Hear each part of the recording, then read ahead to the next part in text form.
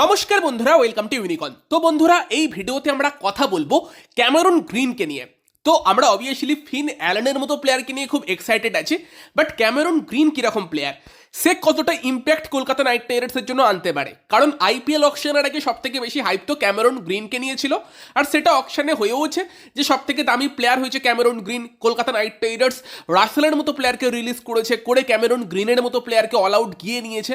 সেখানে গ্রিন কি অফার করতে পারে, কেন গ্রিনকে নিয়ে এত হাইপ, সেটাই আমরা আলোচনা করব। ক্যামেরন গ্রিনকেও একটু হাইপ করব, যেরকমটা ফিন অ্যালেনকে করছে।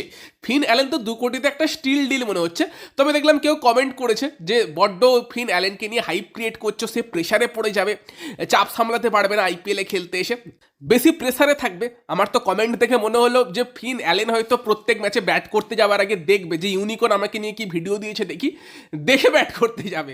যাই হোক, সেটা অন্য কথা। বাট ব্যাপারটা হচ্ছে যে এবার একটু ক্যামেরন গ্রিনকে নিয়েও আমরা হাইপ করব, কারণ হাইপটা আমরা তো এখন করব, বাট অস্ট্রেলিয়ান মিডিয়া কিন্তু অনেক দিন ধরে করছে। মানে প্রত্যেক দেশেরই কিছু এমন প্লেয়ার থাকে যাদেরকে জেনারেশনাল ট্যালেন্ট বলা হয়, তাদের দেশের মিডিয়া অনেক আগে থাকতেই সেই প্লেয়ারগুলোকে নিয়ে হাইপ করতে শুরু করে। যেরকমটা ইংল্যান্ড মিডিয়া হ্যারি ব্রুককে নিয়ে করে, সেম জিনিস অস্ট্রেলিয়ান মিডিয়া করে ক্যামেরন গ্রিনকে নিয়ে, যাকে নিয়ে কিন্তু চারিদিকে প্রচুর হাইপ।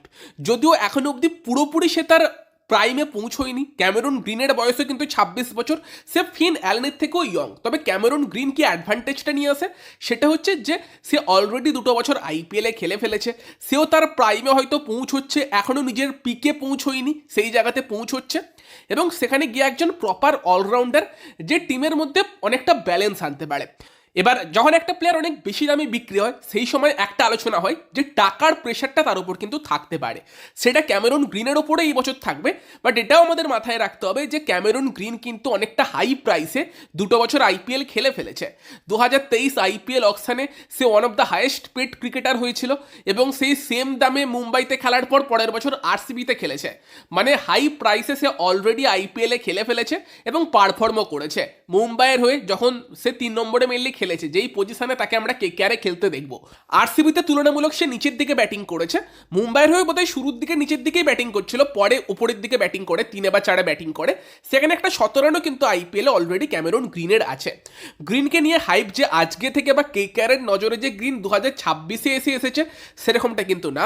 গ্রিনকে নিয়ে আলোচনা 2019 সালেও হয়েছিল, যখন গ্রিনের বয়স ছিল 19। হ্যাঁ, ঠিকই শুনছো, সেই সময় কিন্তু এআর শ্রীকান্ত, যে কেকেআরের অ্যানালিস্ট ছিল, যে বর্তমানে সিএসকেতে আছে, সে কিন্তু তখন কেকেআরে ছিল, এবং সেই সময় কিন্তু এআর শ্রীকান্ত দীনেশ কার্তিককে বলে যে এই ক্যামেরন গ্রিন প্লেয়ারটা কিন্তু ভীষণই ট্যালেন্টেড, এবং 50 লাখ বেস্ট প্রাইসে সেই সময় অকশনে গ্রিন অ্যাভেলেবেল ছিল। কেকেআর নজর হয়তো রেখেছিল, বাট তার জন্য যায়নি, কারণ সেই সময় সে অবভিয়াসলি একদমই ইয়ং ছিল, নিজের পিকে পৌঁছয়নি। বলা যেতে পারে ক্যামেরন গ্রিনের পিক তো এখনও আসেনি, বাট গ্রিন নজরে আসে কবে, 2022 টি-20 ওয়ার্ল্ড কাপের আগে ইন্ডিয়ার সঙ্গে একটা অস্ট্রেলিয়ার টি-20 সিরিজ হয়, যেই সিরিজেই ক্যামেরন গ্রিন আমাদের নজরে আসে, এবং যখন নজরে আসে দেখে মনে হয় ভাই এটা কি প্লেয়ার। অস্ট্রেলিয়ার হয়ে ওপেন করতে আসে আর ইন্ডিয়ান বোলারদের নিয়ে রীতিমতো ছেলে খেলা করতে শুরু করে, যেখানে প্রথম ম্যাচেই ক্যামেরন গ্রিন করে 30 বলে 61, এবং দ্বিতীয় ম্যাচে রান আউট হয়ে যায়, তৃতীয় ম্যাচে করে 21 বলে 52। সেই জায়গাতে দাঁড়িয়ে কিন্তু টি-20 বিশ্বকাপ 2022-এর আগের ওই সিরিজটাতেই ক্যামেরন গ্রিন কিন্তু দেখিয়ে দেয় সে কি লেভেলের ট্যালেন্ট, আর সেটার জন্যই 2023 আইপিএল অকশনে সে ভালো দাম পায়। তো সেখান থেকেই কিন্তু ক্যামেরন গ্রিন আস্তে আস্তে নজরে আসতে শুরু করে আমাদের, এবং গ্রিনের মধ্যে সেই এবিলিটিটা আছে যে প্রপার অলরাউন্ডার হিসেবে টিমকে সার্ভ করতে পারে, 4টে প্রপার ওভার টি-20 ম্যাচে করে দিতে পারে, যেটা অবভিয়াসলি কলকাতা নাইট রাইডার্স টিমের জন্য অনেক হেল্পফুল হবে। যদি কলকাতা নাইট রাইডার্স টিমে একটা এক্সট্রা ব্যাটসম্যানও খেলায় বৈভব আরোরাকে না খেলিয়ে, যেখানে কেকেআরের কাছে বরুণ চক্রবর্তী, সুনীল নারায়ণ, হর্ষিত রানা, পাথি রানা যদি খেলে, তারা যদি 4 ওভার করে 16 ওভার বল করে দেয়, উল্টো দিকে অনুকূল আর গ্রিন মিলে 4 ওভারও বল করে, সেটাও কলকাতার টিমকে অনেক বেশি ব্যালেন্স দিতে পারে। তো সেই এবিলিটি গ্রিনের মধ্যে আছে। এবার আমরা দেখব গ্রিনের কিছু স্ট্যাটিস্টিক্স, কি কারণে তাকে নিয়ে এত হাইপ। গ্রিন রেড বলে এখনও নিজের সেরা ছন্দে পৌঁছয়নি, বাট হোয়াইট বলে ক্যামেরন গ্রিন কিন্তু একটা অন্য লেভেলের ট্যালেন্ট, যেখানে সে এমনই ট্যালেন্ট যে অ্যাজ এ পিওর ব্যাটসম্যানও সে অস্ট্রেলিয়ার টি-20 টিমে কিন্তু চলে আসবে, যদি বোলিং নাও করে। তো চলো কিছু স্ট্যাটস দেখা যাক এবং কিছু প্লেয়ারের সঙ্গে তাকে কম্পেয়ার করা যাক। তো যদি আমরা ফার্স্টে ক্যামেরন গ্রিনের স্ট্যাটস নিয়ে কথা বলি, যেই জায়গাতে কিন্তু ক্যামেরন গ্রিন 20টা ম্যাচ খেলেছে ইন্টারন্যাশনালে, 521 রান করেছে, তার হাইয়েস্ট স্কোর 62, এবং তার কিন্তু ইন্টারন্যাশনালে অ্যাভারেজ হচ্ছে 32.56, 32.5-এর কাছাকাছি অ্যাভারেজ, এবং তার স্ট্রাইক রেট 160-এরও বেশি। আর ওভারঅল টি-20তে ক্যামেরন গ্রিন খেলেছে 57টা ম্যাচ, যেখানে তার অ্যাভারেজ কিন্তু 33.35 এবং তার কিন্তু স্ট্রাইক রেট 151-এরও বেশি। তো সেই জায়গাতে অ্যাজ এ ব্যাটসম্যানই তার এরকম মারাত্মক স্ট্যাটস আছে। বোলিং স্ট্যাটসের কথা বললে টি-20 ইন্টারন্যাশনালে তার কিন্তু অ্যাভারেজ 23 এবং তার ইকোনমিও 9-এর নিচে। আর ওভারঅল টি-20তে তার অ্যাভারেজ কিন্তু 34.42 এবং সেখানেও তার ইকোনমি কিন্তু 9। তো সেই জায়গাতে যদি এবার আমরা ক্যামেরন গ্রিনের স্ট্যাটস কিছু আলাদা লেভেলের অলরাউন্ডারদের সঙ্গে তুলনা করি, যেখানে Hardik Pandya, Ben Stokes, Andre Russell আমার তিনজন সব থেকে পছন্দের অলরাউন্ডার, তাদের সঙ্গে যদি তুলনা করি, যদি হার্দিকের সঙ্গেই তুলনা করি যে টি-20তে একটা বিস্ট, হার্দিকের কিন্তু টি-20 ইন্টারন্যাশনালে ব্যাটিং অ্যাভারেজ হচ্ছে 28.60, স্ট্রাইক রেট 143.51 আর ওভারঅল টি-20সে কিন্তু হার্দিকের ব্যাটিং অ্যাভারেজ 30.16, স্ট্রাইক রেট কিন্তু 143.53। এবং তুমি যদি কম্পেয়ার করে দেখো, হার্দিকের থেকে কিন্তু টি-20 ইন্টারন্যাশনাল এবং ওভারঅল টি-20সে ক্যামেরন গ্রিনের ব্যাটিং স্ট্যাটিস্টিক্স বেটার, অ্যাভারেজও বেটার, স্ট্রাইক রেটও বেটার, যেটা কিন্তু ইয়ার্কির ব্যাপার না। আর ওভারঅল যদি বোলিংয়ের কথা বলি, টি-20 ইন্টারন্যাশনালে হার্দিকের কিন্তু বোলিং অ্যাভারেজ 26.92, ইকোনমি 8.29। তো অ্যাভারেজ কিন্তু গ্রিনের কম, মানে বোলিং অ্যাভারেজ কম মানে সেটা বেটার, ইকোনমি হার্দিকের কম। আর ওভারঅল টি-20সে কিন্তু হার্দিকের বোলিং অ্যাভারেজ 28.34, ইকোনমি 8.42। ওভারঅল টি-20সে কিন্তু হার্দিকের বোলিংটা বেটার গ্রিনের থেকে। তো যদি আমরা স্ট্যাটস অনুযায়ী যাই, তো হার্দিকের লেভেলের পারফরমেন্স কিন্তু ক্যামেরন গ্রিনের এখন অবধি আছে, ব্যাটিং তার থেকে বেটার, বোলিং হয়তো একটু খারাপ। তো সেই জায়গাতে বুঝতেই পারছো কেন গ্রিনকে নিয়ে এত হাইপ। যদি আন্দ্রে রাসেলের সঙ্গে তুলনা করি, আন্দ্রে রাসেলের কিন্তু টি-20তে অ্যাভারেজ 22, স্ট্রাইক রেট 163, অ্যাভারেজ অবশ্যই গ্রিনের বেটার, বাট রাসেলের স্ট্রাইক রেট বেটার থাকবে সেটাই স্বাভাবিক। এবং সেম টি-20সেও রাসেলের অ্যাভারেজ 26, স্ট্রাইক রেট 167। তো রাসেলের থেকে গ্রিনের অ্যাভারেজ বেশি, রাসেলের স্ট্রাইক রেট কিছুটা বেশি, বাট বোলিংয়ের কথা বললে টি-20 ইন্টারন্যাশনালে কিন্তু রাসেলের থেকে গ্রিনের bowling stats better, but overall টি-20সে রাসেলের বোলিং স্ট্যাটস গ্রিনের থেকে বেটার। আর যদি আমরা বেন স্টোকসের সঙ্গে তুলনা করি, বেন স্টোকসের টি-20 ইন্টারন্যাশনালে অ্যাভারেজ 21.66, স্ট্রাইক রেট 128 আর ওভারঅল টি-20সে তার কিন্তু অ্যাভারেজ ওই 24.5-এর কাছাকাছি, স্ট্রাইক রেট 132। সেই জায়গাতে বেন স্টোকসের থেকেও তার ব্যাটিং স্ট্যাটস কিন্তু অনেক বেটার। বোলিং স্ট্যাটসের কথা বললে তোমার স্টোকসের কিন্তু 33-এর অ্যাভারেজ, 8.39-এর তোমার ইকোনমি স্টোকসের বেটার, বাট অ্যাভারেজ গ্রিনের বেটার ইন্টারন্যাশনালে। আর ওভারঅল টি-20সে কিন্তু তোমার স্টোকসের অ্যাভারেজ হচ্ছে 31, ইকোনমি 8.48। এই জায়গাতে স্টোকস একটু এগিয়ে থাকবে। তো এবার যদি আমরা স্ট্যাটস অনুযায়ী যাই, তাহলে বুঝতেই পারছো যে কেন ক্যামেরন গ্রিনকে নিয়ে এতটা হাইপ, যেখানে হার্দিক পান্ডিয়া, রাসেল, স্টোকসদের থেকেও গ্রিনের ব্যাটিং অ্যাভারেজ বেশি, স্ট্রাইক রেটে শুধুমাত্র রাসেল তার থেকে এগিয়ে আছে, বোলিংটা একটু কমা, বাট ওভারঅল ইন্টারন্যাশনাল বোলিংয়ের স্ট্যাটস অনেকের থেকে বেটার তারপরও। তো সেই জায়গাতে দাঁড়িয়েই ওই জন্য গ্রিনকে নিয়ে এত হাইপ। যদি আমরা প্রপারলি আইপিএলের পারফরমেন্সের কথা বলি, যেহেতু গ্রিনও 2টো সিজন আইপিএল খেলে ফেলেছে, আইপিএল অ্যাভারেজ কিন্তু স্টোকসের 24.60, স্ট্রাইক রেট 133.95 মানে 134। রাসেলের আইপিএল অ্যাভারেজ হচ্ছে তোমার 28, স্ট্রাইক রেট 174। হার্দিকেরও আইপিএল অ্যাভারেজ 28, স্ট্রাইক রেট 146। মানে রাসেল, স্টোকস, হার্দিক এদের প্রত্যেকেরই আইপিএলে অ্যাভারেজ কিন্তু 30-এর নিচে, সেখানে গ্রিনের কিন্তু আইপিএলে অ্যাভারেজ হচ্ছে 41.58 এবং তার স্ট্রাইক রেট কিন্তু 153.69। বলতে পারো যে সে টপ অর্ডারে একটু ব্যাট করেছে তাই অ্যাভারেজ বেশি, বাট স্ট্রাইক রেটও কিন্তু ওভারঅল হার্দিক বা স্টোকসের মতো প্লেয়ার যতটুকু আইপিএলে খেলেছে তাদের থেকে বেশি। সেই জায়গাতে রাসেল এগিয়ে আছে, রাসেল এগিয়ে থাকবেই সেটা আমরা জানি। তবে ক্যামেরন গ্রিন এটাই নিয়ে আসে, যেখানে টপ লেভেলের অলরাউন্ডারদের সঙ্গে তুলনা করলেও তার স্ট্যাটস কিন্তু আমাদের সামনে বেটার বেরিয়ে আসে এবং আইপিএলেও পারফর্ম করে গেছে, 17 রান করেছে, 40-এর উপর অ্যাভারেজ, সেই কারণেই তাকে নিয়ে এতটা হাইপ ছিল।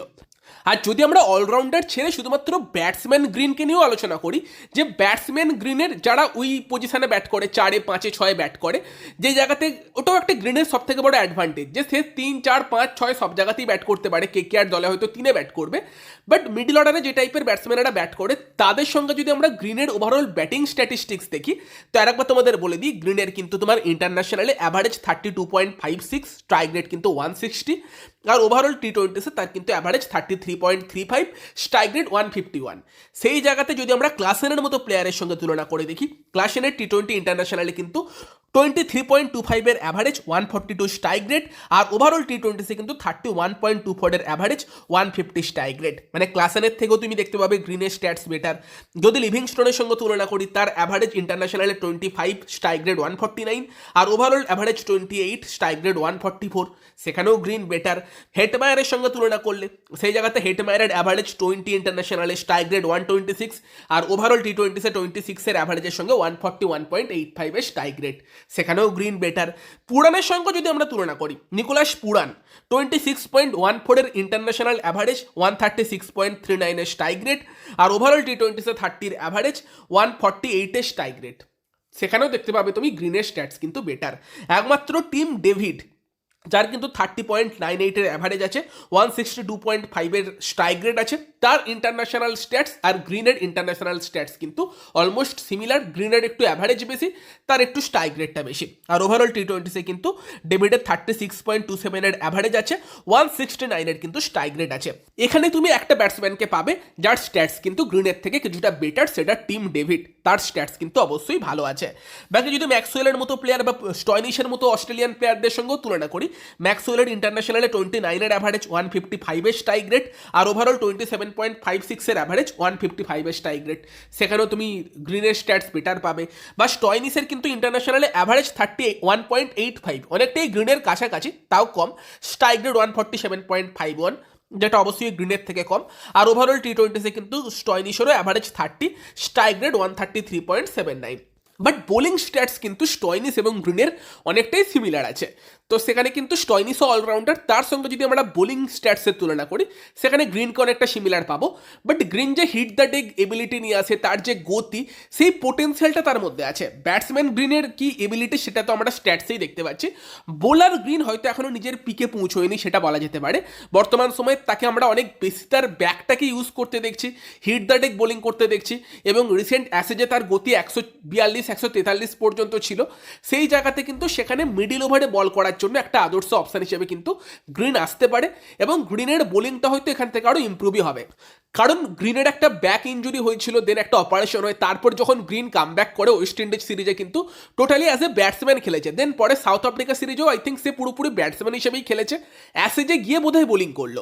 সেই জায়গাতে ব্যাক সার্জারির পর সে আইপিএলে এসে বোলিং করলে তার বর্তমানে আমরা দেখতে পাচ্ছি গতি বেড়েছে, তার বোলিং স্ট্যাটসও কিন্তু ইম্প্রুভ হতে পারে। যদিও আইপিএলে এখন যা মাঠ, যেরকম ফ্ল্যাট পিচ হয়, কতটা ইম্প্রুভ হবে বলতে পারছি না, বাট বেটার করতে পারে। সেখানে বোলিংয়ে গ্রিন সেই পোটেন্সিয়াল তার মধ্যে আছে। আর বাকি ব্যাটিং পোটেন্সিয়াল নিয়ে তো আলোচনা করলামই, এত বড় ভিডিও হয়ে গেল গ্রিনকে নিয়ে আলোচনা করতে করতে, তার সঙ্গে বাকিদের কম্পেয়ার করতে করতে। তো বুঝতে পারছো কেন গ্রিনকে নিয়ে হাইপটা বেশি। গ্রিন এসে ক্লিক করে গেলে যদি ওপরের দিকে ফিন অ্যালেন আর গ্রিন একই ম্যাচে খেলে দেয়, অপোনেন্টের কিন্তু সেই ম্যাচ জেতা মুশকিল। টপ 3-তে তোমার যদি অ্যালেন এবং গ্রিন লেভেলের দুটো প্লেয়ার থাকে, এবং দুজনে মিলে যদি 60টা বল খেলে দেয়, ব্যাস ম্যাচ কিন্তু তারা সেখানেই শেষ করে দিতে পারে। সেই লেভেলের ক্ষমতা অবশ্যই তাদের মধ্যে আছে। বাকি তোমরা জানিও ক্যামেরন গ্রিনকে নিয়ে তোমরা কতটা এক্সাইটেড, গ্রিনকে নিয়ে তোমাদের কি মতামত কমেন্টে জানিও। ভিডিওটা ভালো লাগলে ভিডিওটাকে লাইক করে দিও, শেয়ার করে দিও। আমাদের চ্যানেলে প্রথমবার এলে আমাদের চ্যানেলটিকে সাবস্ক্রাইব করে তার পাশের বেল আইকনটাকে অন করে দিও। তো চলো গাইস, এই ভিডিওতে এই পর্যন্তই। Bye bye.